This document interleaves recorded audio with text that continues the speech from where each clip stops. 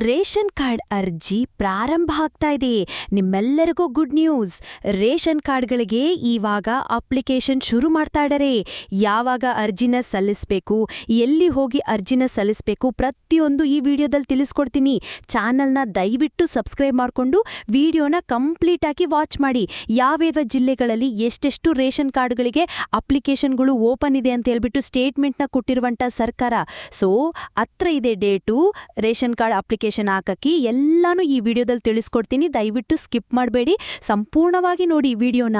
ಯಾಕಂದ್ರೆ ಎಲ್ಲಾನು ಕಂಪ್ಲೀಟ್ ಆಗಿ ರೇಷನ್ ಕಾರ್ಡಿನ ಬಗ್ಗೆ ಒಂದಷ್ಟು ವಿಚಾರಗಳನ್ನ ಈ ವಿಡಿಯೋದಲ್ಲಿ ನಾವು ಮಾತಾಡ್ತಾ ಹೋಗ್ಬಿಡೋಣ.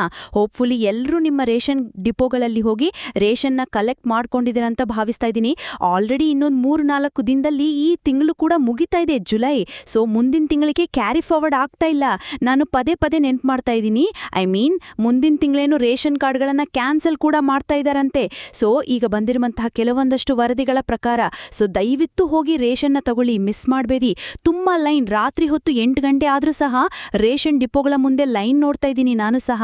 ಸೊ ಗೊತ್ತು, ರೇಷನ್ ಇಲ್ಲ ಅಂತ ಇವ್ರುಗಳು ಸುಮ್ನೆ ಸ್ಟೇಟ್ಮೆಂಟ್ ಕೊಟ್ಟು ಕಳಿಸ್ತಾ ಇರೋದನ್ನು ನೋಡಿದೀವಿ. ಸೊ ಎನಿವೇಸ್ ಇವಾಗ ಕಲೆಕ್ಟ್ ಮಾಡ್ಕೊಳ್ಳಿ, ಇನ್ನೂ ಸಹ ಟೈಮ್ ಇದೆ. ಇದರ ಜೊತೆಗೆ ಇವತ್ತಿನ ಬಹಳ ಇಂಪಾರ್ಟೆಂಟ್ ವಿಚಾರ, ರೇಷನ್ ಕಾರ್ಡ್ನ ಅಪ್ಲಿಕೇಶನ್ ಅಂದರೆ ಹೊಸ ಅರ್ಜಿಯ ಬಗ್ಗೆ ಮಾತಾಡ್ತಾ ಹೋಗೋಣ. ಸೊ ಇವಾಗ ಆಲ್ರೆಡಿ ನೋಡಿ, ಈ ವರ್ಷದಲ್ಲಿ 3,21,921 ಅಪ್ಲಿಕೇಶನ್ಗಳನ್ನು ಓಪನ್ ಮಾಡ್ತಾ ಇದ್ದಾರೆ ಸರ್ಕಾರದವರು. 3,18,000 ಜನ ಹಾಕಬಹುದು. ಓಕೆನಾ? ಸೊ ಯಾವ್ಯಾವ ಜಿಲ್ಲೆಯಲ್ಲಿ ಎಷ್ಟೆಷ್ಟು ಅಪ್ಲಿಕೇಶನ್ ನಂಬರ್ಗಳನ್ನ ಓಪನ್ ಮಾಡ್ತಾ ಇದ್ದಾರೆ ಅಂದರೆ, ಬೆಳಗಾವಿಯಲ್ಲಿ 39,487 ಅಪ್ಲಿಕೇಶನ್ಗಳು ಓಪನ್ ಆಗ್ತಾ ಇದೆ.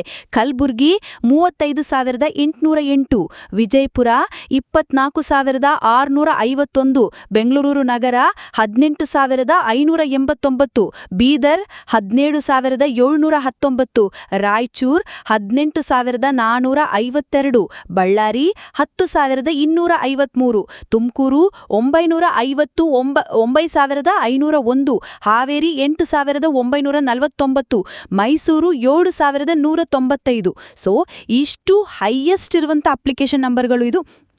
ಇವರು ಯಾವ ರೀತಿ ಕ್ಯಾಲ್ಕುಲೇಟ್ ಮಾಡಿರ್ತಾರೆ ಅಂತ ನೀವು ಕೇಳಿದ್ರೆ, ಸರ್ವೆ ಮಾಡ್ತಾ ಇದ್ದಾರೆ. ರೇಷನ್ ಕಾರ್ಡ್ಗಳನ್ನು ಕ್ಯಾನ್ಸಲೇಷನ್ ಮಾಡಿ ಯಾರಿಗೆ ಬೇಕು ಅಂತ ಸರ್ವೆ ಮಾಡಿ ಆಮೇಲೆ ಈ ನಂಬರ್ಸ್ ಅಂತ ಸರ್ಕಾರದವರು ಬಿಡುಗಡೆ ಮಾಡೋದು.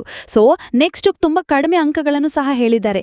ಉತ್ತರ ಕನ್ನಡ ಜಿಲ್ಲೆಯಲ್ಲಿ 1,692 ಅಪ್ಲಿಕೇಶನ್ಗಳು, ಕೊಡಗು 1,613, ಉಡುಪಿ 507, ದಕ್ಷಿಣ ಕನ್ನಡ 827 ಅಪ್ಲಿಕೇಶನ್ಗಳಿಗೆ ಈಗ ಓಪನ್ ಆಗ್ತಾ ಇದೆ ವೆಬ್ಸೈಟ್. ಸೊ ನೀವೇನು ಮಾಡಬೇಕು, ಡಾಕ್ಯುಮೆಂಟೇಶನ್ಸ್ನ ರೆಡಿ ಇಟ್ಕೊಳ್ಳಿ. ಆದಾಯ ಪ್ರಮಾಣ ಪತ್ರ, ಜಾತಿ ಪ್ರಮಾಣ ಪತ್ರ, ನಿಮ್ಮ ಆಧಾರ್ ಕಾರ್ಡು, ನಿಮ್ಮ ಒಂದು ವೋಟರ್ ಐಡಿ ಎಲ್ಲ ಕರೆಕ್ಟಾಗಿ ಟ್ಯಾಲಿ ಆಗಬೇಕು.